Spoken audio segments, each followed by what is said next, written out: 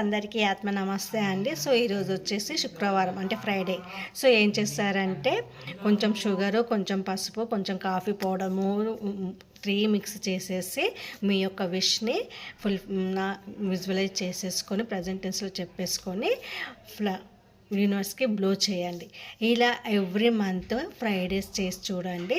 Periods టైంలో కూడా చేయొచ్చు, నో ప్రాబ్లం. మీ విష్ అనేది యూనివర్స్ తప్పకుండా ఫుల్ఫిల్ చేసేస్తుంది.